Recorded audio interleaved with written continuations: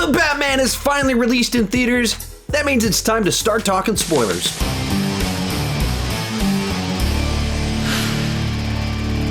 Hi, my name is Sean, and I started this channel because I was driving everyone around me crazy talking about movies and TV way too much. If you can relate, you're probably in the right place. Consider clicking that subscribe button. With that in mind, go ahead and join me down below in the comments section. What are your thoughts on The Batman, and what did you find most interesting about it? No need for a spoiler warning in your comments because the spoiler warning was in the title of the video as well as the thumbnail. If you haven't seen the movie yet, go watch the movie, then come back and join the discussion in the comments section. Down below, I put chapter markers so you can skip ahead to whatever subject you're most interested in, whatever character you want to know my thoughts on. Tried to organize it so you don't have to sit and watch the entire thing. With that said, let's get started. First topic of conversation, having now seen the movie multiple times, what do I think about it? So essentially, I saw the movie a week ago, recorded my review, having not really talked to anyone, having not read anyone else's opinions. That was just one viewing, fresh perspective, just my thoughts, my takeaways. Since then, I saw the movie a second time on Tuesday at the early IMAX fan screenings, and then I saw it opening night. So I've seen the movie 3 times now. I've talked with quite a few people about it, and I've read a number of reviews and watched a few reviews to kind of get some different perspectives in my head. Where do I land on the film? After all of that, essentially where it was with my original take on the film, which is to say, it's a very good Batman movie. It's the Batman movie that I've been waiting for. It's a real detective story with him doing an investigation. And it complements the other Batman films really well in that Batman Begins gives us a great origin story. The Dark Knight gives us a crime thriller. Zack Snyder's Justice League gives us a team-up movie. And then this movie gives us the detective story, in which case you've got a lot of great different versions of the Batman in cinematic form that you can check out no matter what type of experience that you want. And this kind of, I think, filled it out where the big, gigantic missing piece was that detective story. Beyond that, I think Matt Reeves just did a great job making an immersive world that makes you feel like you're in the middle of Gotham. He made a Gotham that feels lived in and fleshed out, where everyone has a history, everything's intertwined. It feels holistic, well thought out. And when they talk about all these spin-offs that they want to do in Gotham, you kind of go, that makes sense in light of this movie. Everything feels like there's more stories to tell. Everyone has a history. Everyone has more adventures that they can have. And I thought that that was really cool. There's a lot of just iconic, classic moments where both with the way the shot is framed, the cinematography, as well as just what the moment represents for Batman, there's some cool, intense, awesome shots. All that said, I think 3 hours was probably a bit much. It's just having seen it 3 times, it felt a bit long when I first watched it. And then when you watch it a second time, there's just a lot more lingering that maybe needed to be there. There's some little scenes that maybe give a little bit of extra something, but they come at the cost of just dragging things quite a bit. So I think it could have been tightened up. I think you could have trimmed it down. How much? I'm not sure, but I feel like every scene could have been tightened up just a little bit. And there are some little bits that maybe didn't need to be there. And then I definitely feel like there's the story plays weird where the mystery that we've been of who's behind these murders, why is he doing it, who's the rat, that gets resolved with Falcone getting arrested and then shot. And that, even in the Riddler's plan, that's the answer to one of the riddles is that he's arrested. So all the characters that you want to get arrested are arrested. All the questions that you want answered are answered. And then it's like, but we need a big spectacle finale. So all of a sudden, there's like this tacked on, the Riddler had one more plan. He had one more thing up his sleeve. And all of a sudden, we have something else happening. And of course, we'll elaborate on that more in the full review. But I did felt like they let the air out of the balloon. And so not a perfect Batman story. And there's some, I don't like that he's getting shot so many times. He literally has a bomb blow up in his face. And this right here, the one identifiable part of him, not injured at all. Like the bomb is right in his face. Right there. There's no excuse for why there's not some shrapnel damage right in here. And so there's just a few things like that it was like strange decisions that I feel like that you could have fixed that could have worked. So that's my overall kind of big perspective. It's essentially what I thought before when I first saw the movie. But that's just my take on the movie. What did other people think about the film? Both at the IMAX fan screening that I went to in Waco, Texas, as well as the opening night screening I went to here in the Austin area. I asked people after the movie, what did they think about it? What was their perspective? Here's what they had to say. So we just got out of seeing The Batman. What did you think about The Batman? Overall, I thought it was pretty good. I thought it was great. I loved it. I really liked it. I thought it was very, very good. I thought it was pretty good. I loved it. I've been hyped for this since 2020. I haven't enjoyed a movie like that since No. So you've seen The Batman 2 times. I have. After thinking about it, what do you think about it? So I love this movie. I think it's great. Because I was expecting a good detective movie with all the inspirations it was getting from Seven and Zodiac. It definitely lived up to the hype. I really enjoyed the story. I was along for the ride. And I thought its storytelling was very well done. I really liked the acting. It was like suspenseful. There was like a really cool mystery. On the second viewing, I started to realize how much more of a connection Batman has to other characters in the movie. It really flew by. Definitely darker, definitely grittier than I thought it was going to be. I think it delivered on a lot of comic arcs I wanted to see adapted. It was like a comic book kind of come to life, but like put in the real world. My favorite scene is the car chase scene. That was pretty epic. Definitely the car chase. I think that was one of the most invigorating car chases I've watched on the big screen. So My wife started freaking out as soon as the car lit up, and she didn't stop freaking out until the scene was over. My favorite thing about it was the cinematography. All the shots looked really great. Yeah, I just love like the cinematography. Like that guy needs a raise for sure. I had a couple issues with maybe some kind of conveniences with the main villain's plot. Had like a lot of little comic references for me at least. I thought the casting was really good. And I thought all the actors did really good. I think everyone did like a really good job. Since day one, when they first announced Robert Pattinson, I had high hopes for him, and it paid off. I actually enjoyed Robert Pattinson's portrayal of Bruce Wayne and Batman, even though I would have liked to see him be a bit more jacked for the role. But, aside from that, I thought it was pretty good. What was your favorite part? A bit of spoilerish. Barry Keoghan. Yeah, when that scene happened, my wife goes, "Who is that? Who is that?" I thought it was Two-Face. I heard that too when I watched it the other day, and then as the scene ends, the you figure what's clown. really going on. So I think that definitely sets up a Three Joker story. Really glad I saw an IMAX. Did it live up to the hype? Absolutely, definitely. It's competing right now with my second favorite Batman movie, with the Batman Begins. It's not as good as The Dark Knight, but nothing is. Definitely lived up to the hype. I would definitely go watch it. I went in and I lowered my expectations before I watched the movie, and I think that was better than going in just super hyped for the movie. And I think in that way it lived up to my expectations a little more. I really loved the Dark Knight movies. This one, I would say probably up there on the ranking, but not top. I don't know what I'd change in this film. It's almost a perfect film. For me, I mean, it just nailed like every single thing I could ask for. I'm gonna try to see it again as soon as possible. And it's my favorite Batman movie so far. I loved it. I plan on seeing it again. So with all the people I talked to at both screenings, I didn't find anyone that flat out didn't like the movie. Some people, they only felt like, yeah, I liked it. It was good. And then they had some issues with it, but other things that they loved. And then there's definitely people that absolutely loved this movie and everything that it offered. And that seems to be the general consensus. Most people are very positive on this movie. A bunch of people also are loving this movie. But generally speaking, a very good detective story, a Batman movie that we're glad exists. There's some problems in there. With that said, I'm going to just start walking through the movie, the plot points, the themes, the characters, all that fun stuff. And if you want to skip ahead, I got chapter markers down below. And you don't hurt my feelings if you skip ahead because you clicked on my video, and I already appreciate that you did that. So thank you so much for watching, and let's get started. So the movie kicks off with a cold open of the Riddler committing the murder that sets everything in motion. Actually, right before it kicks off with Ave Maria, like this operatic version of Ave Maria playing, and then it just goes boom, the Batman. It's like, okay, man, they're setting the tone right off the bat that this is going to be a little bit different than I was expecting, because it's not starting off with this heroic Batman theme or something like that. No, Ave Maria, alrighty. And then it goes to the Riddler first person mode using binoculars to spy on the mayor's household. You see this heavy breathing. And it's like, what on earth is going on? And you see like a ninja in the house that doesn't feel like he should be in this movie.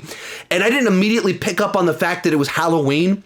It's pretty obvious once you know it's Halloween. And of course they tell you later on it's Halloween, but it's just kind of like, it kind of pans up and you see ninjas like, what is this? And then eventually it's like you see pumpkin heads and stuff. Okay, I see. Okay, it's Halloween. That makes a little bit more sense as to why there's a weird ninja right here. And then very effectively just sets kind of the stage for a bunch of stuff going on where the mayor's watching this election that's coming up. They establish the Wayne fund that's so important, and maybe there's something suspicious about it. And then while you're paying attention to these plot points, like the light turns off and you suddenly realize the Riddler's there, and then the light snaps back off and he disappears. And it's a nice little, like, mildly freaky jump scare. It's not really a jump scare, but it is like, oh, he's right there, and that is creepy.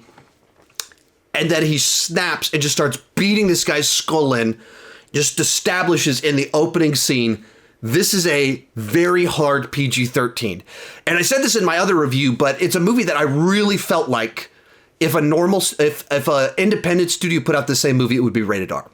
Warner Brothers has the resources, the funds to like keep resubmitting the movie and do everything to like leverage their sway to like get a PG-13 on something like this, where lesser studios don't have the resources to try and make that happen. But I mean, like, he's smashing in a skull, and of course there's no blood pours out of his head because that would definitely get them an R rating, and so then he's bludgeoned to death, but we don't see any blood from it at the same time. And from there you see him like pulling tape and stuff like that, and you're like, what is going on here? Just establishing this is a terrifying serial killer in the very opening moments of the film. From there, we get our introduction to Batman, where it does this noir-esque voiceover of him describing what he's been up to, the fact that it's Halloween night, and describing the city. It shows us the city, and establishes very quickly Batman's reputation in this universe, where he's this dark, brooding character that preys on the city at night, or preys on criminals at nighttime, and establishing, as soon as the signal goes up, criminals are actually afraid. And that was just a really nice little touch. The way that it plays out, that you're showing him watching and you see a couple crimes being committed, and and you're trying to figure out, like, which one is he going to stop? Who's he going to follow? How's this going to play out? And they show this guy rob a convenience store, and then he looks up and sees the bat signal, and he's like freaking out, like, oh crap. Is he coming after me? Like, am I the one he's going to come after? And then the guy gets hit by a car because of it, because he's looking up at the sky, and then runs off. And then it picks up with where instead we're going to follow this knockout gang that are about to prey on this guy. And you kind of establish that there's this one guy that's not quite a member of the gang yet. He's only got half his face, and he has to knock this guy out to get in the gang. And he's clearly terrified. He looks up in the sky and he sees the bat signal. He's like, I don't know if I want to do this. I don't know if I want to be a part of this. And as he's about to have to knock this guy out, Batman walks in.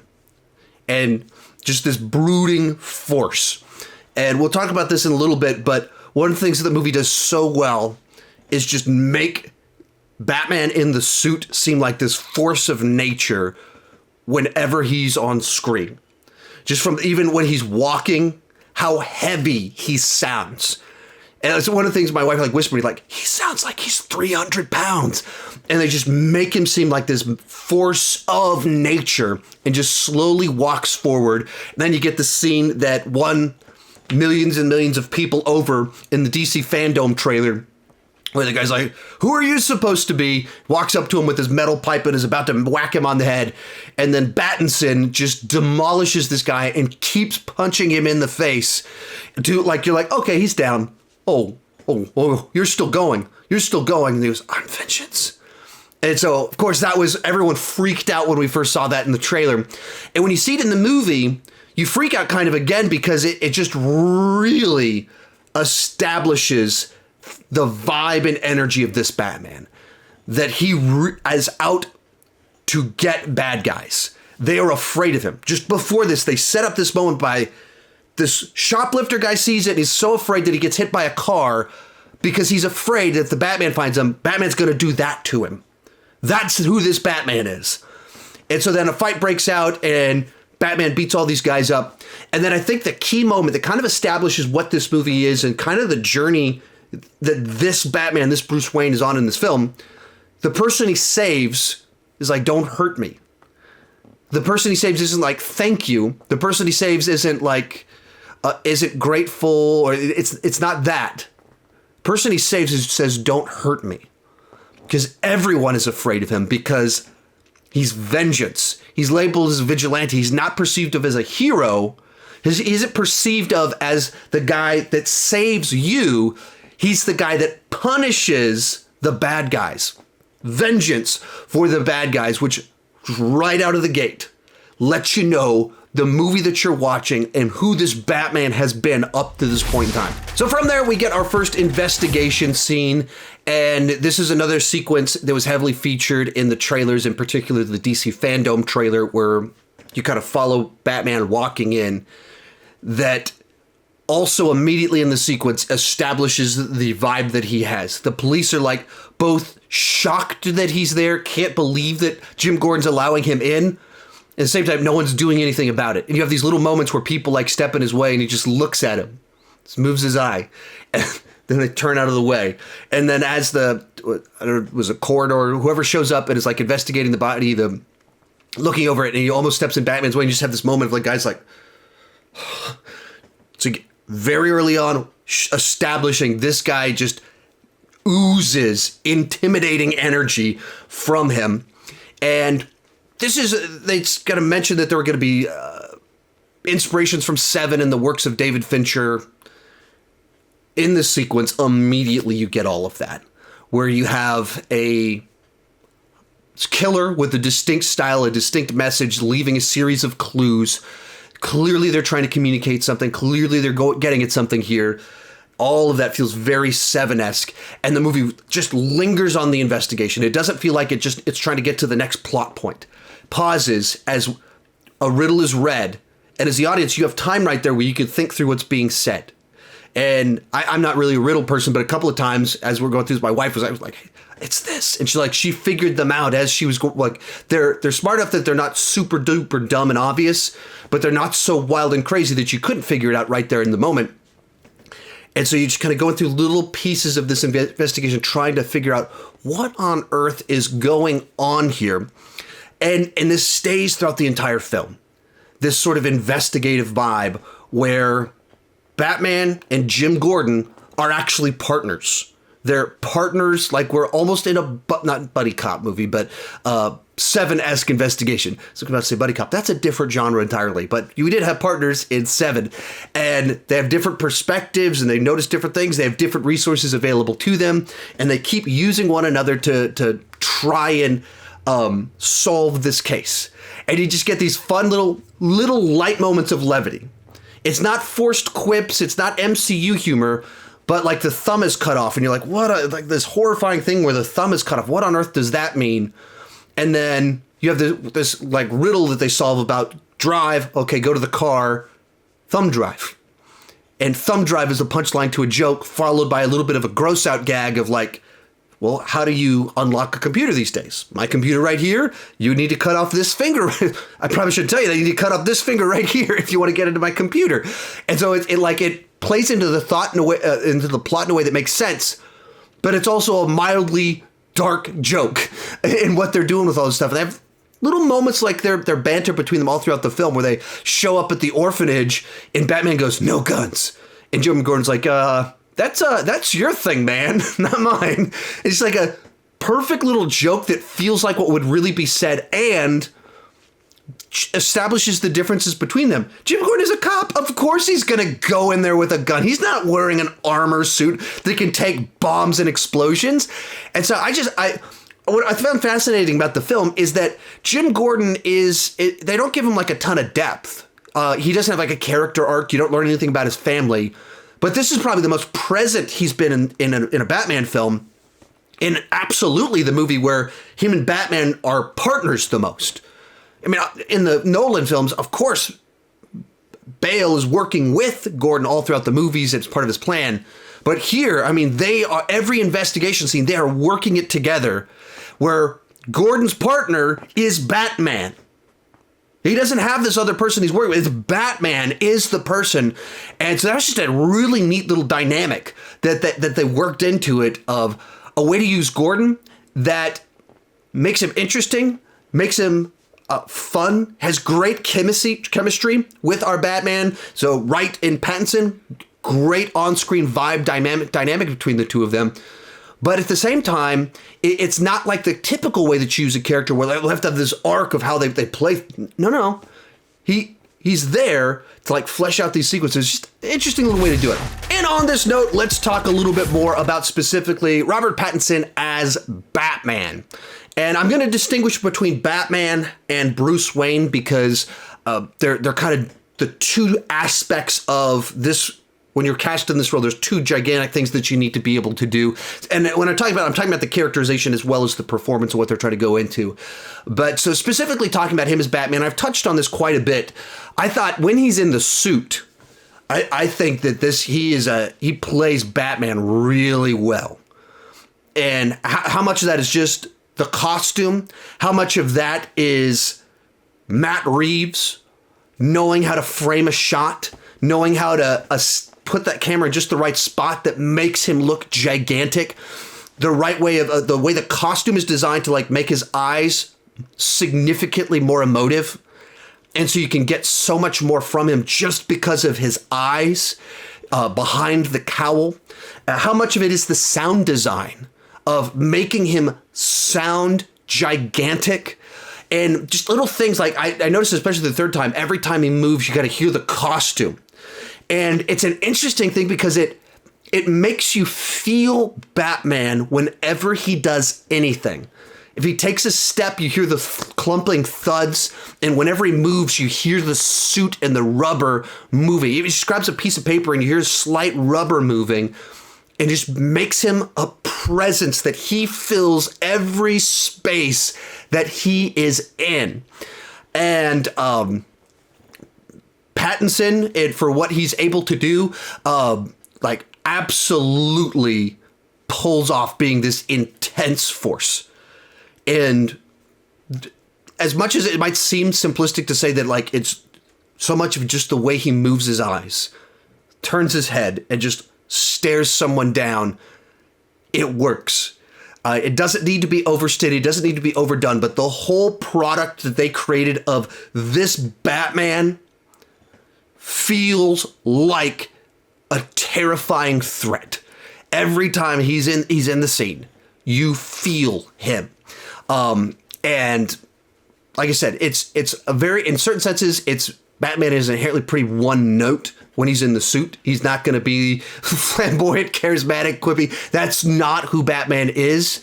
And so the simplicity while bringing in intensity and knowing exactly what is up with him, I thought they just did it really nicely.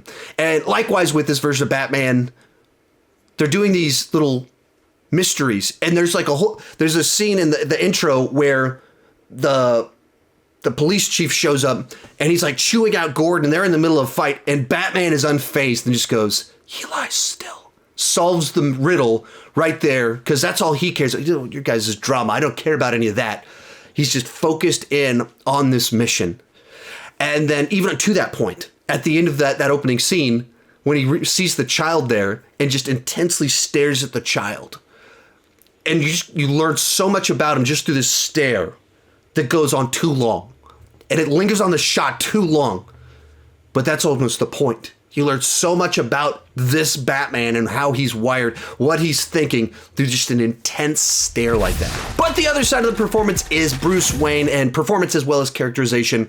I'm not crazy about this version of Bruce Wayne.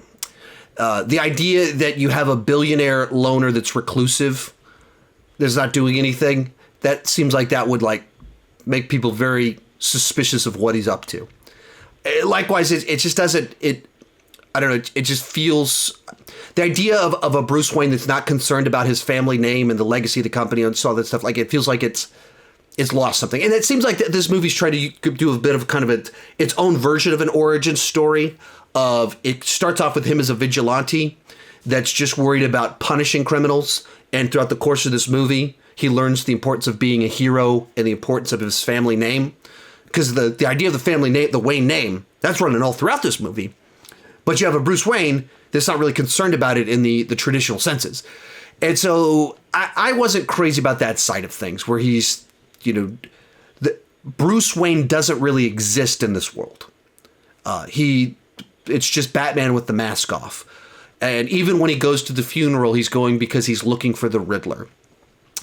I much prefer certainly the perspective that, the Nolan versions took that is very prominent in the comics of Bruce Wayne plays up being this carefree playboy to make everyone think this guy's such an idiot or he's so goofy that he would never be the Batman. He doesn't care about stuff like that. Or likewise, he's too busy off with a bunch of models off in the mountains skiing to be able to do any Batman stuff. And so I just, this kind of just, as people are calling it, emo Bruce Wayne, I don't find it that compelling. It doesn't bring something new to the table for me. It just feels like a version of the character that is missing some interesting elements of.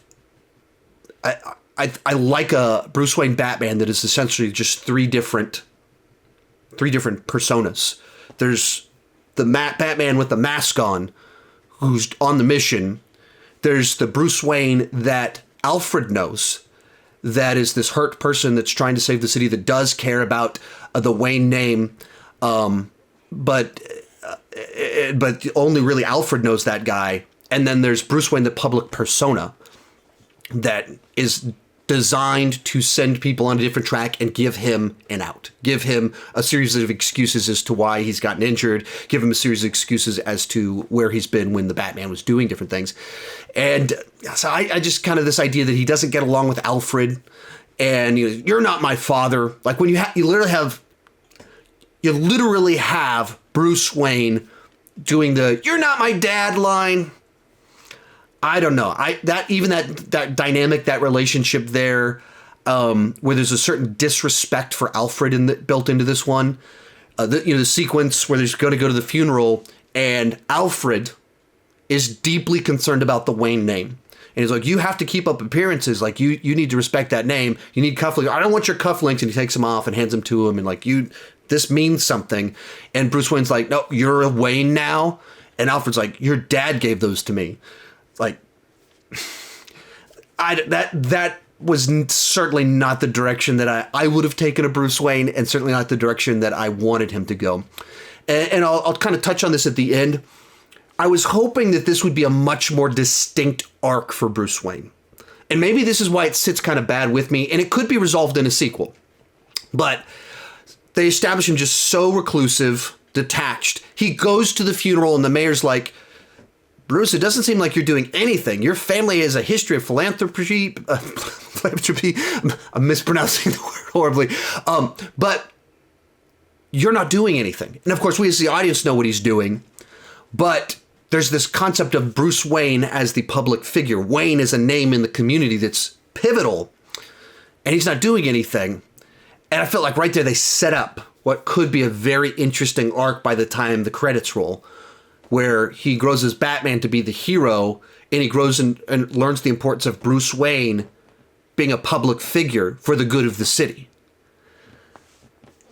And of course, we'll talk about it at the end, but they don't really do that. And I really think there was something there. I think there was something very cool that you could have done of giving kind of the Bruce Wayne persona an origin story.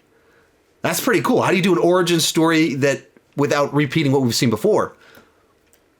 You could have had from vengeance to hero, from recluse to public figure that's trying to help the city, but also as a cover. I think there was something to that they even set it up. I think the themes were all there of him growing to be a better person. And you have him discover the way that he messed up his relationship with Alfred after Alfred gets blown up. But I don't know. The way that it was done is just not the way that I would do Bruce Wayne at all. Like I just don't find it nearly as interesting. So like with Pattinson, the two sides to it, him in the suit, I think that's some top Batman right there. That's top tier Batman. Just the way that he's solving puzzles, the intimidation factor, the Bruce Wayne characterization. And that, like I said, that's not him specifically. I'm not sure if I do it. But the one thing that, as I was talking with my wife on the way home from seeing it last night, she was talking about how she compared Robert Pattinson's Batman to Christopher Reeve's Superman, which right off the bat you go, she said that, I was like, what are you talking about? Are you crazy? And what she meant by that is that Christopher Reeves, one of the things he did excellent as Superman and Clark Kent was his Clark Kent was such a bumbling fool, and he slouched and he was so insecure. And as soon as he put on the Superman suit, took the glasses off, he was so confident, stood up so straight that he embodied a different person as soon as he did that. There's just such a different energy between his Superman and his Clark Kent. And much more so than Henry Cavill, you perceive of them as two different people, and you could understand why someone would see this slouching buffoon in Clark Kent, this is a sweet guy, and see this hero in Superman, his Superman. And she said more so than any other Batman, that's one of the things that Pattinson did of when he's in the suit, as I've talked about, I've repeated myself way too much, he is this force of nature that's just bigger than anything in the room. And as soon as he's Bruce Wayne out in public, he's like shy, he's scared of people, he doesn't know how to respond to them, he's this introvert, he's slouching a little bit, and he just comes off like this weirdo. He does not in any way, shape, or form, when he is Bruce Wayne, come off like this intimidating force. So much so that, contrast the way this kind of plays out, there's all these scenes where he just gives a look to groups of grown men and they're backing off, and he's standing off to rooms full of people and they're, whoa. And then he shows up to the funeral and he's walking through. Some random guy's like, yeah, Thomas Wayne was a jerk. That guy deserved to die. Just says it right to Bruce Wayne and nothing happens. No response to him. Even when the guy realizes it is Bruce Wayne, there's no intimidation from Bruce Wayne. And then the mayor, she's not actually the mayor, I guess. She's running for mayor, becomes a mayor, runs up to Bruce Wayne, and she's kind of telling him, you suck. You're not doing it. You're lazy. You're ruining your family's name. This, he's 6-7 inches taller than her, like, obviously could be, she's totally unthreatened by the fact that she could just walk up to him and say this stuff. Just contrast that to all these scenes where immediately there's this tension and all where he is the brute force in all these other rooms. But when he's Bruce Wayne, he's shy introvert guy that's just kind of like bobbing his head a little bit, paying attention, just like looking around and listening and looking for Riddler. And he very much felt like two different people and had two different energies that he brought to the rooms that he was in. But as the characterization as a whole, this is not the direction that I would have gone with Bruce Wayne. Next thing I want to talk about on here, Batman gets blown up. So during the funeral sequence, of course, the DA is kidnapped and then crashes in. One of my favorite moments of the movie is when the car crashes in and Bruce Wayne runs and saves the kid. I loved that little ongoing beat that Bruce Wayne, Batman, became obsessed kind of with this kid, and he keeps coming back. Every kind of moment they can have it, they find a way that he immediately goes to saving that kid. I loved that element of this film, that they did that. And I wish that they could have done something a little bit more with that to highlight it. Have someone maybe notice it a little bit, something that they could have. There's a couple things I think they could have done, even paid off a bit more of what they were doing, but I loved that Bruce Wayne kept saving that kid. So anyway, DA's there. Finally, Batman gets to talk with the Riddler. And there's the riddles, and we learn the DA would rather die and have his head blown off than say who the rat is, because if he says who the rat is, then whoever the rat is will kill his family too. They'll kill him and his family, but if his head gets blown off, only he dies. So he's willing to get blown up. And so the way the sequence plays out is Batman's right here in his face. Like, he's right here. Right there. In the face, like, tell me who it is, tell me who it is. And it's cutting down to the clock. And then he's right here when the bomb goes off. Like, he's blown up with the bomb right here in his face and flies backward, and at least he gets knocked out. But immediately it's like you just have this section right here. He doesn't even have a beard to keep his skin safe like I do. He's point blank. The bomb is right there. And there's no damage to this. Nothing, not a little bit of a burn, not one piece of shrapnel. That was one of the things that just bugged me, because it just seemed like it's really easy to fix that problem. It's really easy to say, like, at 1 second, very clearly show him turn around and covers himself. there's a number of things you could have done. And this is a thing that was all throughout the movie, is that this Batman is unfazed by severe damage and gunshots for the most part. And in a weird way, though, because certain points in time in the movie, he gets shot and he keeps on he gets mad, but he zaps the guy in the intro sequence. Here he gets blown up, knocked unconscious, and wakes up presumably like hours later, an hour later in the police station. So like, if you're knocked out for like 30 minutes, that's bad. Like, if you get like, you watch a boxing match, guy gets knocked out, they fall down and they get back up in 30 seconds. Like, get up pretty quickly. If someone's knocked out in a boxing match for an extended period of time, as happens in movies all the time, it's like they have brain damage. It's bad. So this guy, he got blown up, and then he's in this room with police officers everywhere, and he's fine. He's like fighting you're corrupt and you're corrupt. I punched 3 police officers. Like, he's fine. And then this is followed by, he escapes and he does his raccoon suit, flies through the city, and then the raccoon suit parachute gets caught. And that was fun to watch every single time, because as soon as that parachute gets caught, he like flies up, hits the roof, hits the bus, smacks into a car, and rolls down the road. The whole theater goes, ooh! More so than when a bomb goes off in his face. When he's in the crash, people go, ooh! Because it's so violent the way that it plays out. And you see him like, walk off. And I was thinking, like, are they going to like take a 2-day break here where he's healing? No, he just kind of keeps on kicking and he's fine after being knocked unconscious by a bomb blowing up in his face and then being in a very violent crash. Then he keeps on kicking. And you see later on in the movie, in the big finale, the Falcone final battle where he goes and arrests Falcone, they're like blasting machine guns into his chest. He keeps kicking. And it's not until like the final fight where he gets point blank shot in the chest with a shotgun, where it seems like being shot with a gun phases him at all. Because getting shot that time like knocks the wind out of him. And even at that one, he's okay pretty soon afterwards, even though like every bone in his body is shattered from all these crashes, explosives, and gunshots. But I wish that they'd done that better. I don't understand it, though. I really don't understand showing him take such substantial damage when you could just not do that. You could show him sneaking around and taking guys out. You could find ways to him do something to slightly mitigate the damage. You could show a day of recovery. There's things that they could have done to make this make a little bit more sense. Anyway, back at the police station, nice little sequence where there's all these police officers there, and he's like, seems he won't back down. And this is just a couple sequences, there's scenes after Bruce Wayne is at the funeral, like, with the mayor just shrugging, won't say anything. And now he's in a room full of intense macho dudes with guns, and he's not backing down, and he's punching guys, and Gordon is like, hey, what are you doing, man? Back off. All leading to Gordon being like, I'll talk him down. All right, you got to escape. Let me give you a key. Get out of here, man. And as Batman punch him, and the next scene is, hey, man, you could have pulled your punch. Like, I did.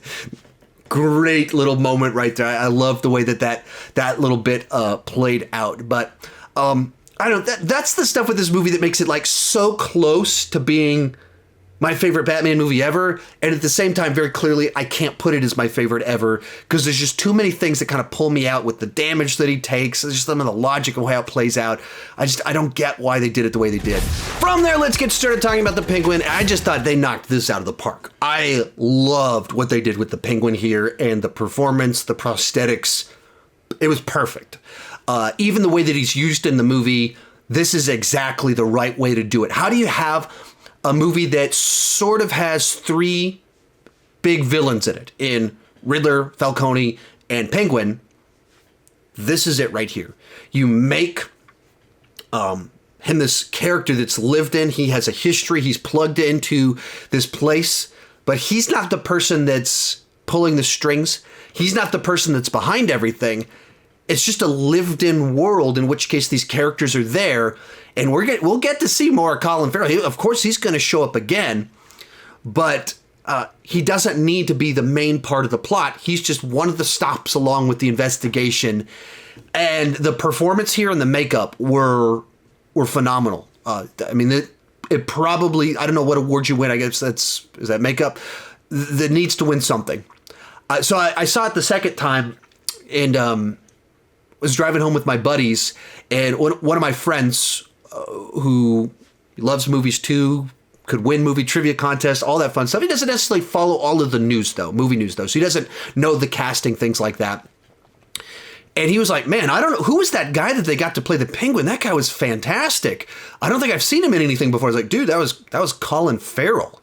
He's like, that was Colin Farrell. Was he, what kind of makeup was that? Like, I had no idea. Like, he's not acting like Colin Farrell. That obviously doesn't look like him. There's so much makeup. Like, right, yeah.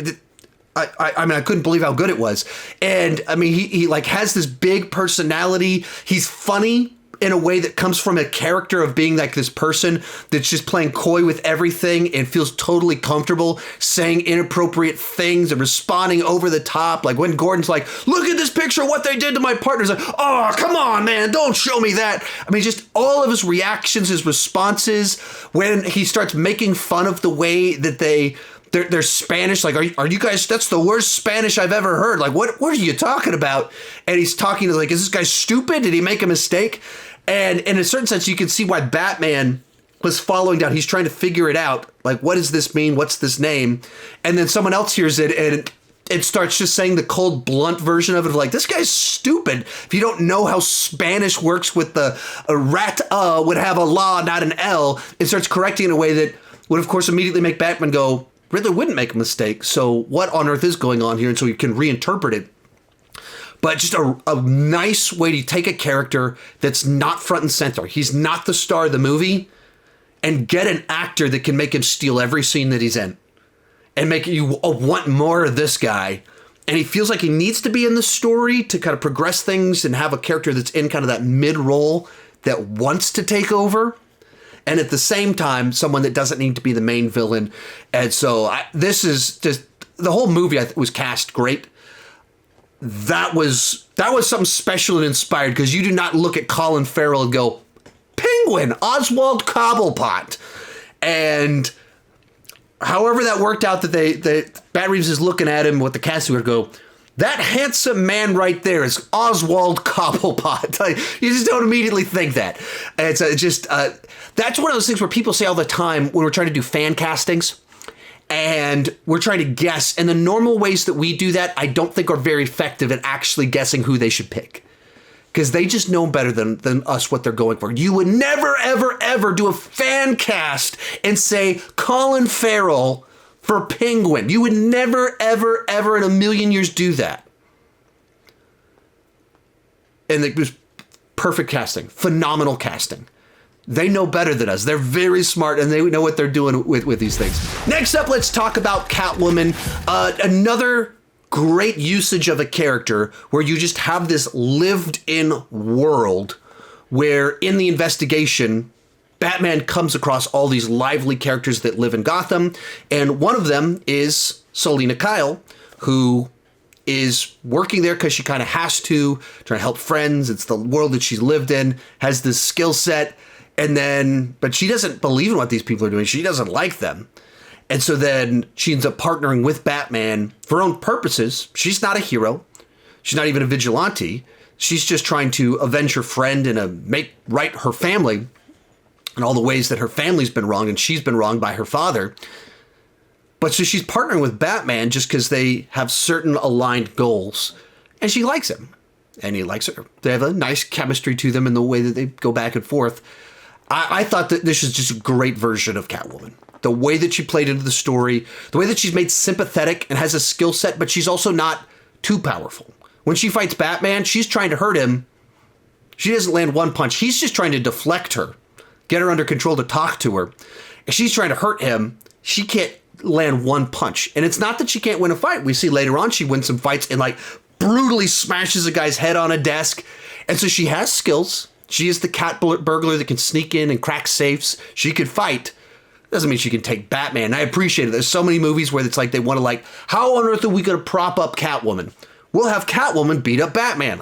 They do stuff like that. That's just like, you don't have to pull down Batman to prop up Catwoman. And this movie knew that you can show her as skilled, but you don't have to have her land a punch on this trained, expert martial artist crazy person that's beating up crowds of goons every night.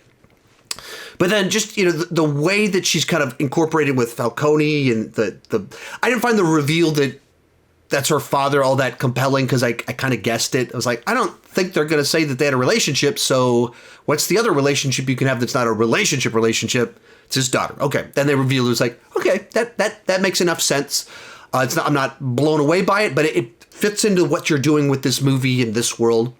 I dig it enough. And so she could pull off being a sympathetic character, someone that cared about her friend, the femme fatale that's kind of flirty with Batman to maybe get him to work for her a little bit. You get her as kind of this vengeful person. And then in the end of the movie, you get her going like, I want Batman to win. I'm going to go help him. And so it has multiple layers to it without ever trying to present her as someone that is a hero. That's not the character that she is. And so I think this might be the best Catwoman we've ever had. I probably would say that. Then let's talk about the Batmobile and the car chase. So in the middle of the movie, Catwoman's investigation and her operation stuff lines up with Gordon and Batman's, and they all show up while Penguin is carrying around some bags of money as well as a dead body. And so a whole bunch of things all come together at once as they discover that Annika is in fact dead. And we're about to have a big shootout. And so in this moment where Batman pulls up his cape to block some bullets, which I appreciated that he actually did something to block bullets rather than just, taking them. So it looks like he's knocked out. And then you just hear this engine start go brrrr. And the theater, when that happened, every time I saw it, I was like, oh, I can't recall a single time where firing up a car. And I've seen, I think, almost all but one of the Fast and Furious movies in the theater. I can't recall any time where firing up a car got a room so excited. And I don't recall the other Batmobiles ever getting this kind of reaction. But he fires up that Batmobile and starts revving up, priming the engine. And the theater was going wild. My wife next to me was like, this is the greatest thing that I've ever seen in my life. And then breaks into this car chase. And a lot of people are absolutely loving this chase. In my original review, I said this movie doesn't have like a standout action sequence. It has amazing shots, but not like a standout sequence like the warehouse scene. And a bunch of people countered with the car chase. And I'll respect that that's your experience with it. I totally get what Matt Reeves was going for with the sequence. He's going very immersive with it. And so he's putting the cameras at eye level. He's not having the camera on a crane tracking outside of the cars. He's not having a helicopter giving wide shots of it. He's putting you in on the action. So you have a camera that looks like it's on the hood of the car, showing you their faces with the car in the background going behind it. There's shots inside the car, through the window, at the other car. You are in the car chase with them. And if you love that kind of thing, this is one of the greatest car chases of all time. I absolutely get what he was doing. It fits the aesthetics of the movie as a whole, of what he just puts you in the scene. You feel like you're there. You feel Batman's presence. You hear his crinkling of his gloves. And so when you're in a car chase, you're in the car with them. I just prefer a more traditional cinematic approach of where cameras outside the cars, wide shots so you can see what's happening. That's what I want. There's all these sequences in this chase where Penguin grabs his machine gun and he starts firing at a pane of glass. And so you see shattered glass, smoke, and a machine gun doing this, but you can't really see what's happening. And then, we're in a car chase and we can, this much of it is the car. And then through this little spot right up here, you can kind of see what's happening in the background. That's just not the way car chase is done. I totally get why, if you like that style of filmmaking that just, it is absolutely as immersive, and you feel it. So even when the crash happens at the end of it, it crashes and you're in the car with him as it's flipping, and then it flips to the perspective of right next to, I guess, Batman's car, watching it flip. So even when you get the wide shot of the carnage, it's from the perspective of another viewer, Batman. Really cool way to do that. And of course you get the iconic shot. So many iconic moments in this one of Penguin once again, that great Colin Farrell performance. I got you, I got you, I got you. And then you just see the Batmobile pop up with this explosion behind it. Just awesome, amazing, amazing Batman stuff. And right as like you saw the Batmobile like head towards the ramp, my wife's like, shut up, is this really happening? Apparently she talks way too much during movies. I learned that last night, even though I've seen hundreds of movies with her in the theater. This was the one that made me go, she talks too much during movies. Flies through the explosion. Iconic, and then Batman gets out and just such a cool shot of him walking with the flames behind him, the cape billowing upside down from Penguin's perspective. And then my wife turns to me because she won't stop talking during this movie. It's like we're in a Western. It's like his poncho is in the wind and everything. It's like, yes, it is. Yes. Amazing, amazing shot, but very cool sequence. This is, without question, this is my favorite Batmobile. I guess I should have mentioned that earlier. This is without no competition. This is my favorite Batmobile right here. So then we get to the sequence where Alfred gets blown up at the end of it. So through talking with Penguin, they're able to figure out their Spanish is bad. It's actually URL. They go to a website that takes them, they talk with Riddler for a little bit. They end up at the old orphanage, which in fact used to be Wayne Manor. And they discover that Bruce Wayne is the next victim, or supposed to be the next victim. And there was a prequel novel that came out called Before the Batman that basically kind of tells the origin story of both Batman and Riddler, sort of. It gives it's in two parts. The first part is them as teenagers. The second part is them right as Bruce Wayne returns to Gotham and starts his 2-year Gotham project. And in it, I read it after I watched the movie, and I'm glad I did that because in it talks about the fact that Edward was an orphan. It talks about the fact that the old Wayne Manor was turned into the orphanage when the Waynes moved into Wayne Tower, which you see in the movie. And then it tells the story of Riddler burning down the orphanage. He's the one that did that. And so it fills in a bunch of gaps that you don't really want spoiled. Like, it spoils stuff for the movie if you read it before you saw the film, but if you watch it afterwards, it fills in some gaps. It's not a compelling story, but it is some nice background information that fleshes out the world. And so, and it's real short, it's real quick. And so I appreciated it as kind of this, giving me that background information more so than as like this great story. But they go to this orphanage and they realize the next target is Wayne. And then it starts doing this intercut of Batman driving back, trying to call, and it breaks the timeline at this point in time, showing you information that's not in the actual order that it took place. Eventually you see Alfred is kind of looking this deal, turns it upside down, realizes it's a bomb, throws it, and tucks behind the desk, and you see him get blown up but knocked backwards. And when this moment happened, it was a little bit like, oh no, did they kill him? And the other side to it was like, okay, so Alfred realizes, okay, a bomb's about to blow up in my face, get it away from me, duck behind something.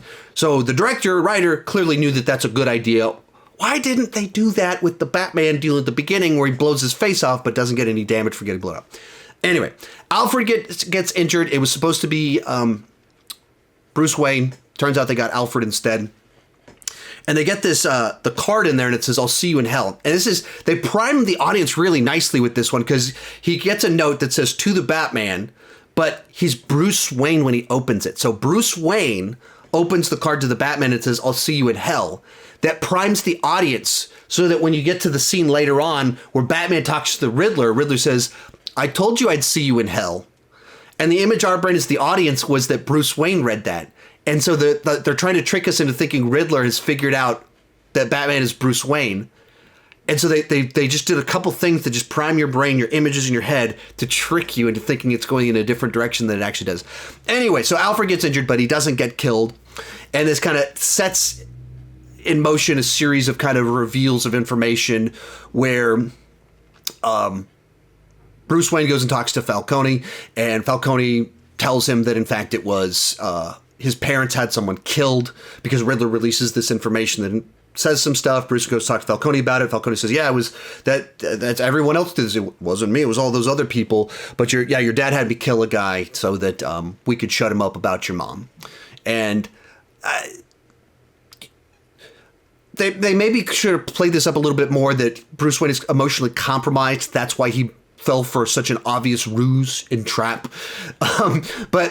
So Bruce Wayne just believes this. He goes in front, confronts Alfred, and Alfred's like, no, man, you got this all wrong. Falcone's the bad guy here. Your dad, in a moment of desperation, turned to someone he shouldn't have turned to and asked him to do something, knowing he should have known better. He should have known that Falcone would use that to manipulate him, to get control of him.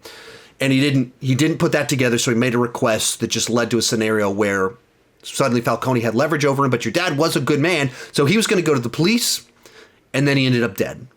Pretty sure it's Falcone, though I can never prove it.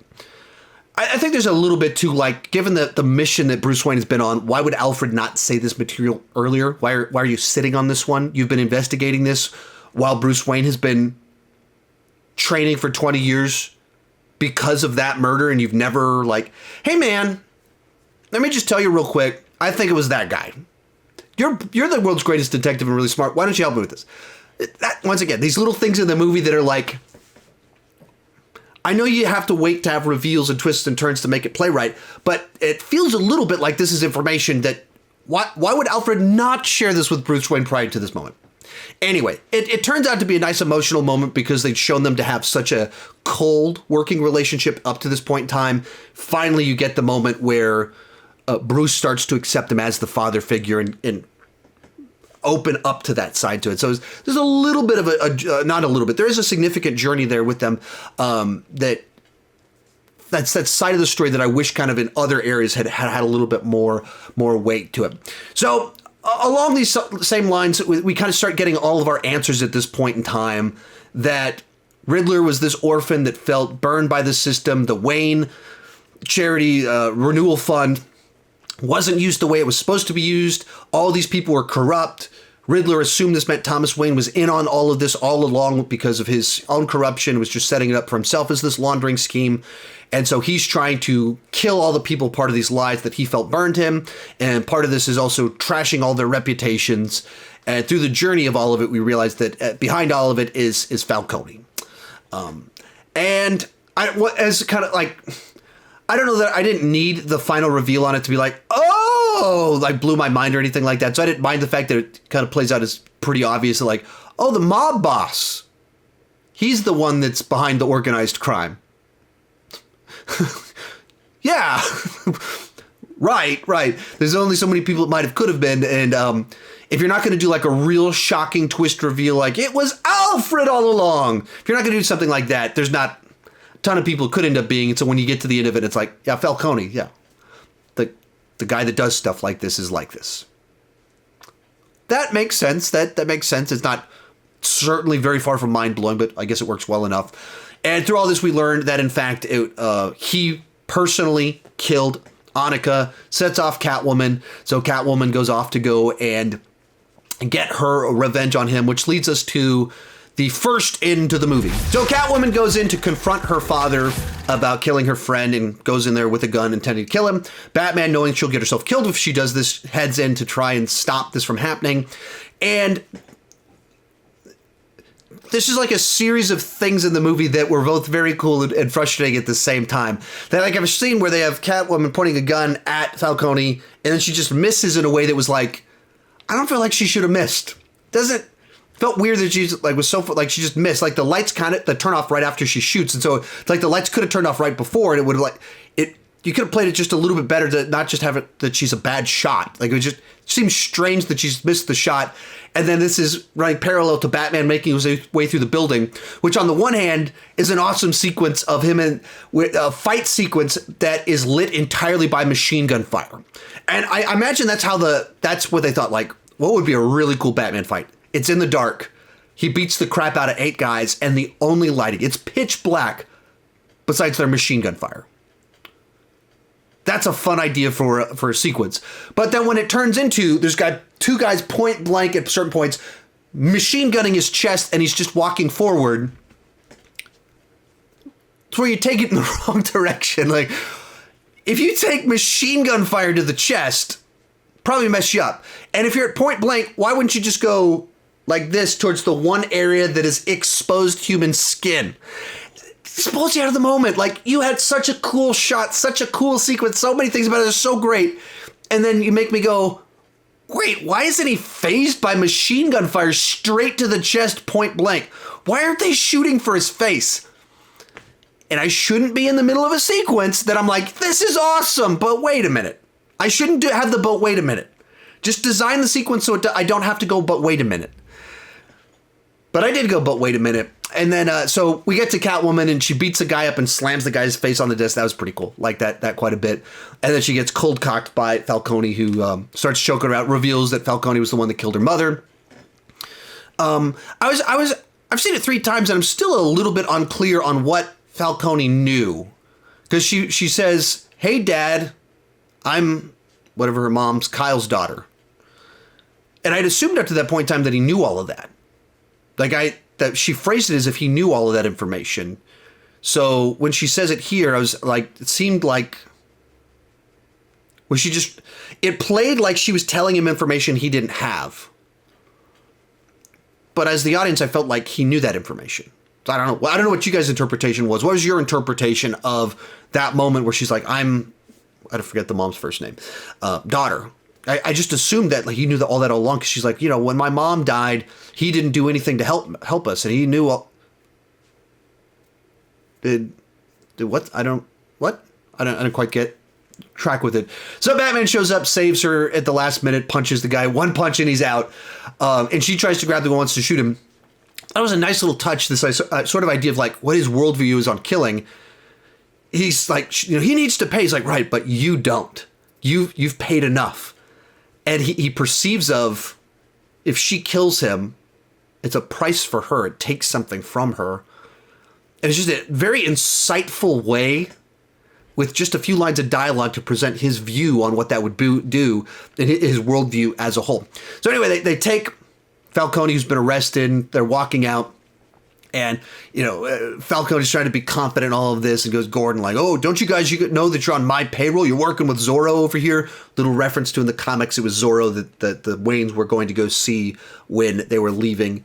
They got shot. There actually is many renditions, but one of the classic ones is they went to go see Zorro, and that's what they walked out of.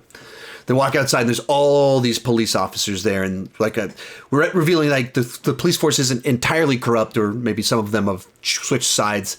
So while they're outside, Oswald gets all worked up, and he's like, "You rat!" And once again, you understand the worldview of Penguin. Like, he's working for this guy, has for years. He's been afraid of him for what would happen if he was ever even perceived of as being a rat.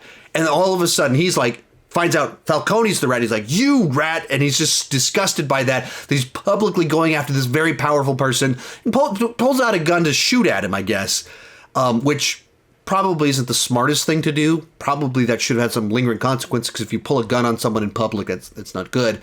And as this is happening, Riddler kills Falcone right underneath the light, and solving one of the riddles that they'd given him much earlier in the film about bring him into the light and then you'll find me, whatever it was phrased.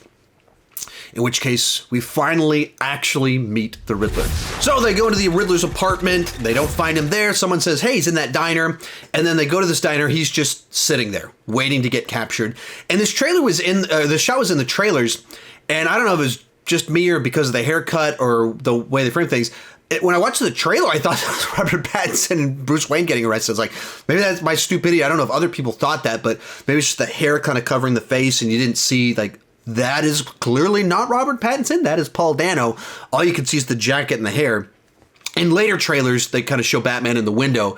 And so I don't know that I don't know why I didn't piece that together, but whenever I first watched the trailer that first showed that shot of them walking up to him, I assumed it was that was Bruce Wayne getting arrested, and they show Riddler in it. So I don't know why I misinterpreted that so badly, but I assumed there was some other meaning to it besides that. But that's my own stupidity and my ability to pick up on things from trailers when I don't do frame by frame reactions to them.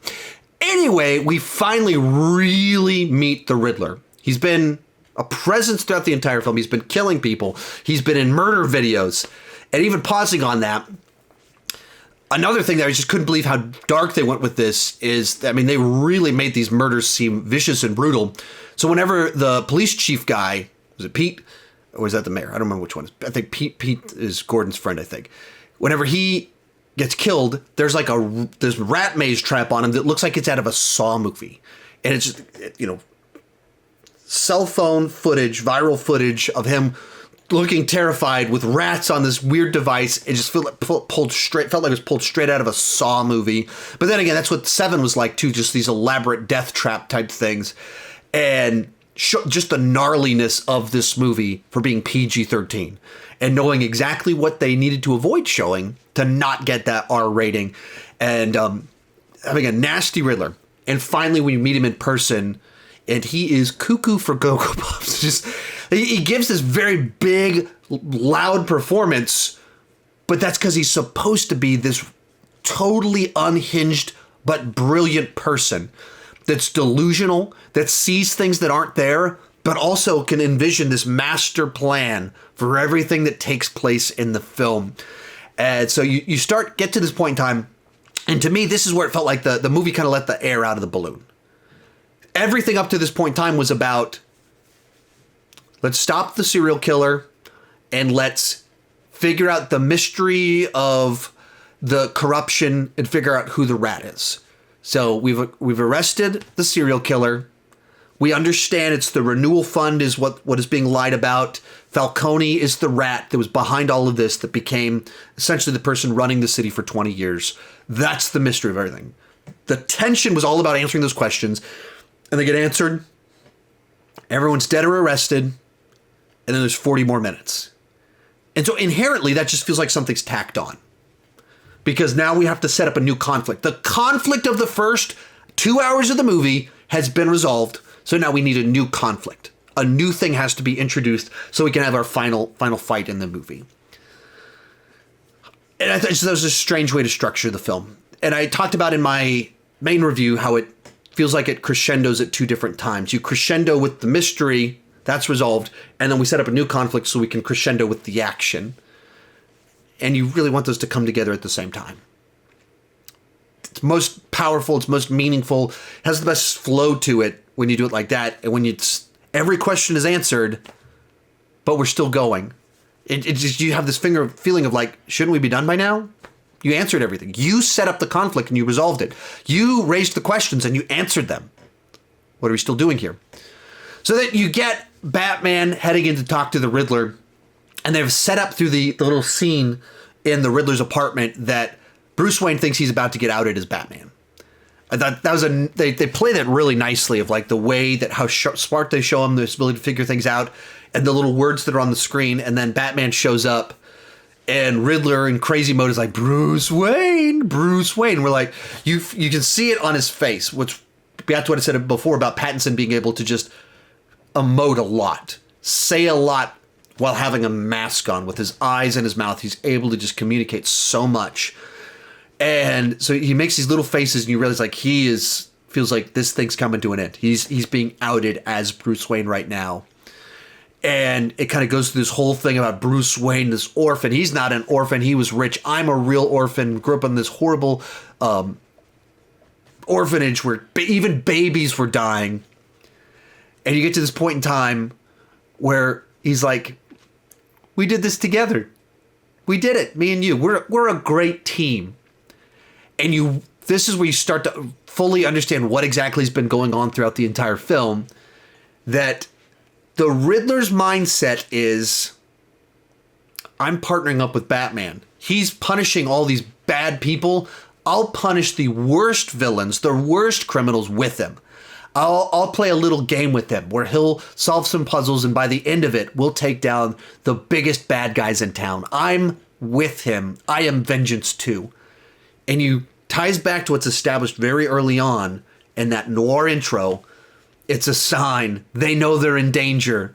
I am vengeance. And they keep repeating that all throughout the movie. Mr. Vengeance.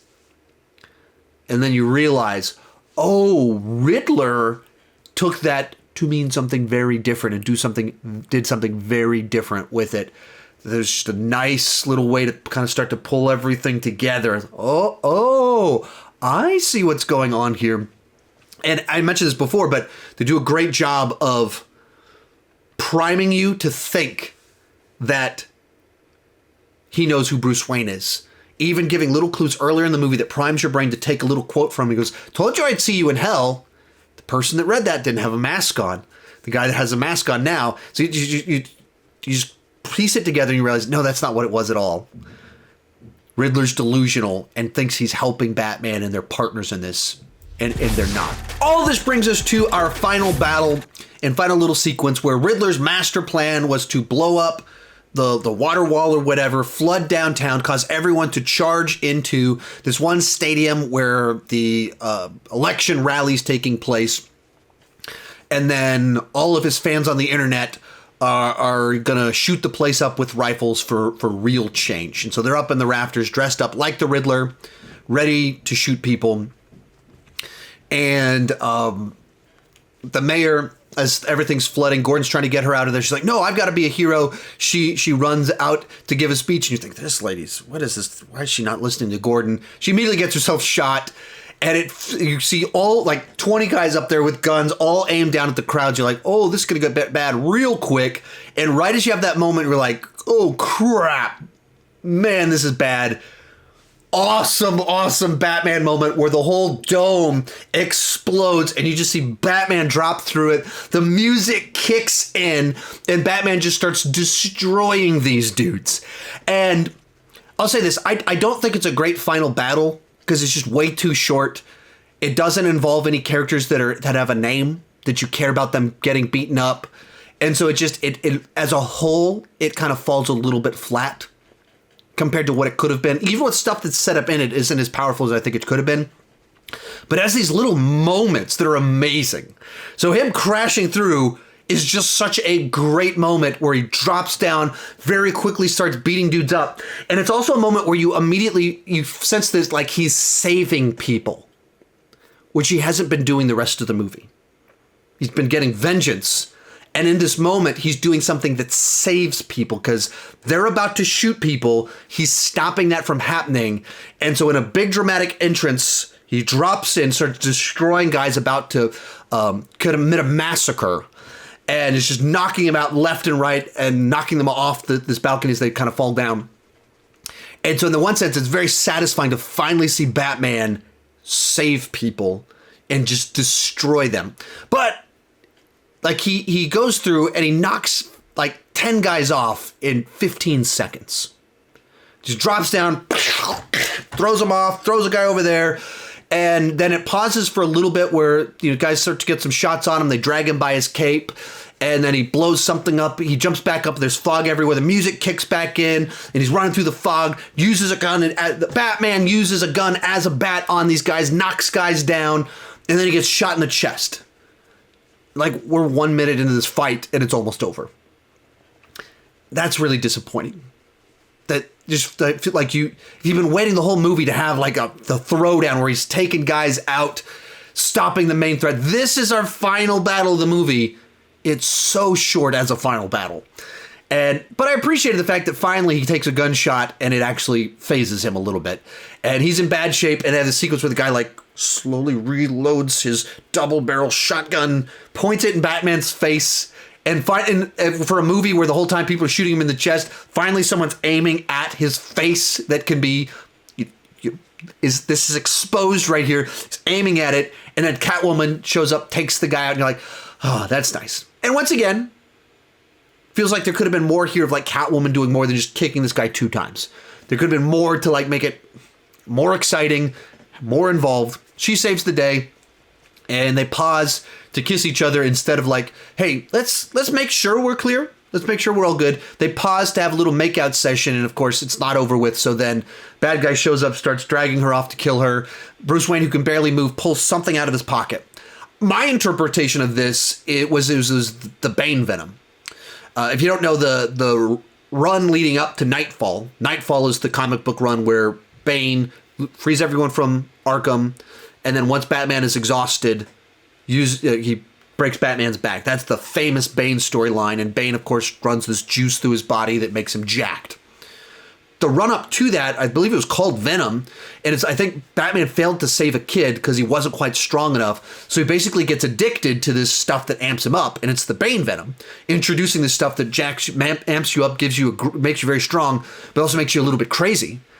And I'm like very quickly summarizing this, so don't take that as word for word. I don't know if I failed my test on the storylines, the name of all of it. But the juice that he used, that was a precursor leading into the actual Nightfall Bane plot line.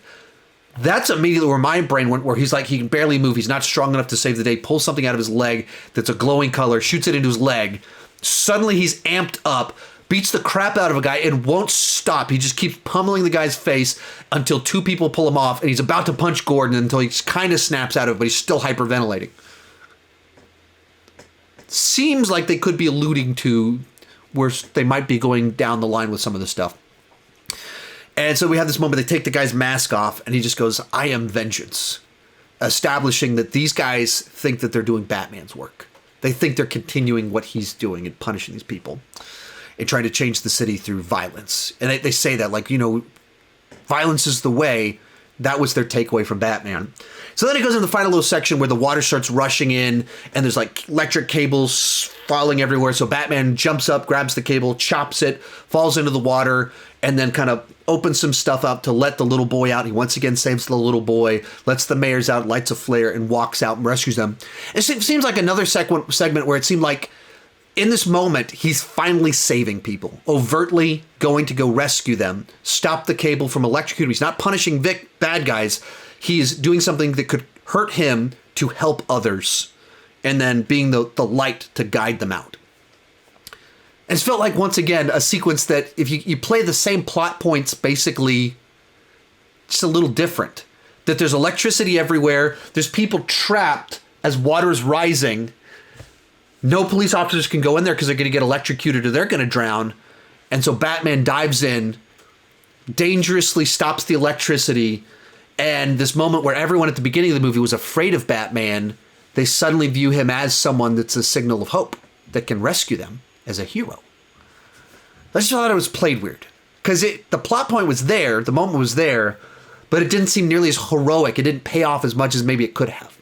There's so many things in this movie where it's like you set up a great plot point, love the basic vibe of it, but it was like you were so close to that A+, and then did the not quite, you didn't do the A+ version of it. At least for me, they did. So close to so much brilliance, but not quite there. So he guides them out, and then we kind of go into the epilogue of the movie. So this will lead us into the epilogue of the film, where it cuts from him walking with that flare to then Something in the Way playing again, him doing the voiceover noir once again, and kind of saying what he's learned, that, he can't just be vengeance, and like he's had the impact in the city, but it was the wrong one. He pushed people towards violence, and that's not the right way. So suddenly you show Batman, and it's no longer about punishing the bad guys, being vengeance against them. He's just helping people that are in all the despair. In the daylight, he is out helping people, covered in the mud and everything. It's a shot they put in the trailer, and it's like one of the last shots in the movie. They put a bunch of the last shots in this film are in all of the trailers. But he's helping people. And so they very subtly, and some people probably appreciate the fact that it wasn't all heavy-handed and they didn't try and emotionally manipulate you, but they really set up this thing of Batman learning to be a hero. Batman learning your role is to save people. And they use the one little kid to kind of symbolize a little bit of what he's trying to do. And they have little moments where he saves the kid, and at the end he saves a bunch of people. At the beginning, people are afraid of him. At the end, someone's reaching out to touch him for comfort. It's all kind of there, but it's a little bit more subtle than I would have done. I would have done it a little bit more heavy-handed. And it's all the right points. A little bit too subtle. And that's the keep recurring theme. Maybe I just like things a little bit more heavy-handed. Some of you probably love that they didn't bang you over the head with what they're trying to say. But man, those could have been some big swelling emotions. And to contrast with the Nolan films, you have these moments where Rachel in Batman Begins has been just talking down to Bruce Wayne for wasting his life, wasting his legacy, being this playboy. And so in the final act, where you just have this moment where he repeats back to her what she had said to him, and you just immediately, she realizes Bruce has been doing something. It's a very different version of what I was thinking, but he dedicated his life to saving this city. In that moment of realization, it just swells the emotions. And that's not really what Matt Reeves did with this movie. He wasn't going for those types of moments, and I wish he had. Also in the epilogue, I feel like they set up, I just kept waiting to have them just have a little scene at the end of the epilogue where Bruce Wayne meets with the mayor, and she's giving a speech, and then maybe Bruce Wayne is standing next to her. He's writing a check. Doesn't need to be a big swell moment, anything like that, but even just subtle little scenes that indicate Bruce Wayne, the character, realizes that I need to use the Wayne name to save the city too, not just the symbol of the bat. The Wayne family name is part of saving the city. And likewise, the Wayne family name needs to stand for something good. And so you just have Bruce Wayne in that little epilogue at one of these speeches, just shaking her hand, just says like, the Wayne Foundation is partnering with the city and we're going to... Something simple. 2 lines of dialogue with one little shot.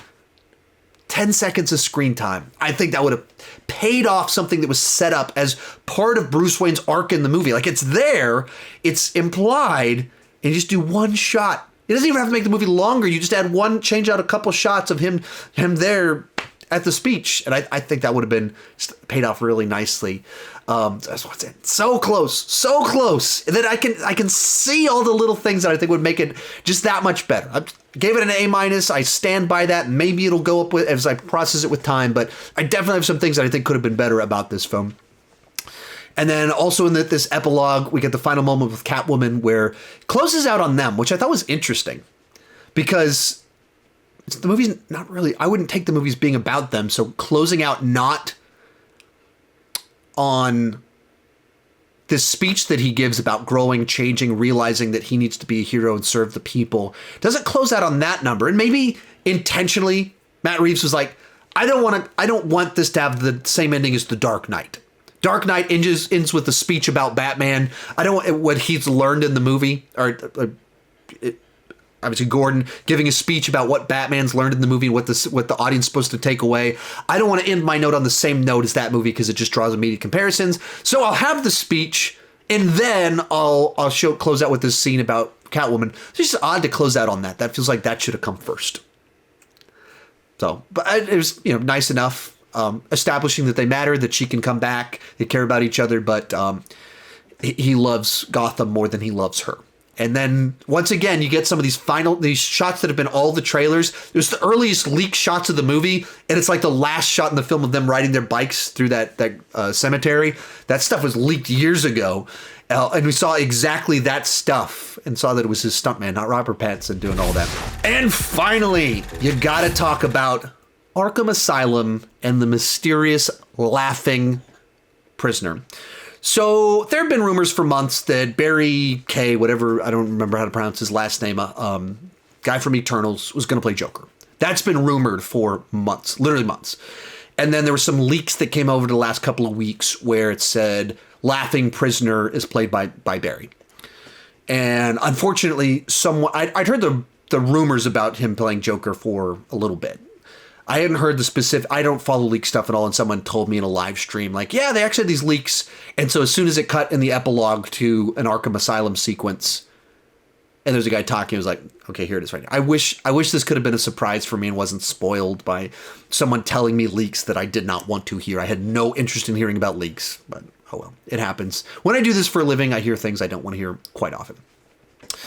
So they start having this little bit, and one of the second things he says is, uses the word clown, and he's toying a little bit with Riddler, who's freaking out, gives him his own little Riddler where the answer to it is a friend. And so this person wants to be his friend. And then it closes out with him laughing. And you never see his face. You just see this silhouette. They use the word clown, and he laughs, and he looks very freaky behind the door. The rumors that he's playing Joker. He said clown, makes you think Joker. He starts laughing, makes you think Joker. I've had 3 different people say they got the impression it was Two-Face. I got out of the IMAX screening, and I announced that I met some fans that's where I did the audience reactions and everything. One of the people I talked to there, he goes, was that Two-Face? I was like, well, all the rumors it was Joker. He said clown. He started laughing. And then last night, opening night, I had another person say, at first I thought it was Two-Face. I very much got a Two-Face vibe because whenever they showed this face, he looked scarred and got a Two-Face vibe. And then he started laughing and I went, okay, it's Joker. And then I had someone message me this morning, likewise saying like, I know that they're trying to imply that it was Joker, I really got a Two-Face vibe from it. I thought it was interesting. 3 people totally separate from one another in 3 different cities. 2 of them in person in 2 different cities, and 1 of them over the internet. All got a Two-Face vibe from it. So what was my takeaway from it? Whoever it is, if you heavily imply it's Joker, I hope it's not, because it just seems too obvious, and I don't want the Joker being revealed like that. It seems like an odd way to do it. Here's what I do hope they were teasing, though. That in the next one, whoever that person is, maybe it is Joker. But if it is, I don't want him loose on the city. What if they Hannibal Lecter Joker? Because if you've seen Silence of the Lambs, Hannibal Lecter basically toys with the people in the other rooms next to him. And he says exactly the right thing to get under their skin and mess with them just a little bit. And then he's used as a source to hunt down Buffalo Bill, the real villain of the story. Hannibal Lecter is not the villain of the story. He's only in the movie for a little bit, really. What if the Joker, maybe Two-Face, is in Arkham basically the whole movie? And he knows something about the person that is the villain. And he's just Hannibal Lectering the whole thing. Just toying with people, joking with them, driving them crazy. He has information, and then he's toying with Batman, Commissioner Gordon in the process. In which case, you have this movie's heavily influenced by Seven. What if the second one is heavily influenced by Silence of the Lambs? Which would tonally, idea-wise, you could very much do something similar to that. That'd be really cool. That'd be really cool if they did something like that. So if you're going to do this detective version of Batman, which I love that they're doing it, what a great next step if that's where it's headed. But as for the specific performance, there's just not enough there for me to have a big opinion, where it's like implied it's Joker, but not necessarily. You don't really see his face, and you see him messing with him. I like the idea of where it could be going, especially if they go with the Silence of the Lambs Hannibal Lecter idea.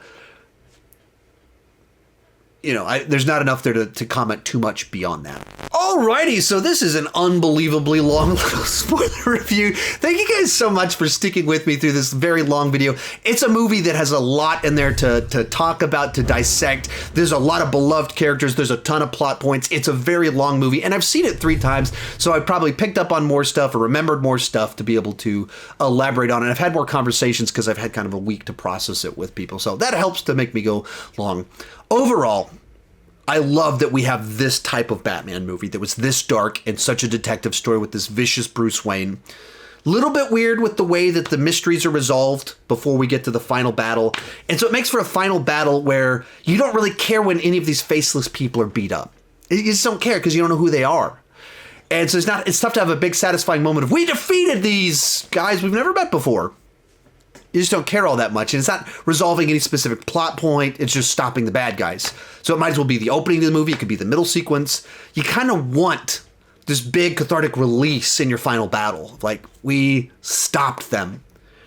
And the way that it plays out, you don't really get that. So that's disappointing.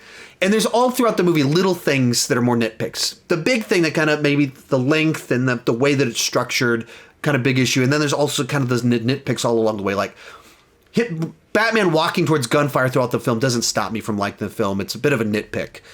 But it is something that pulls me out a little bit. Those are the little details that make the difference between an A and an A+.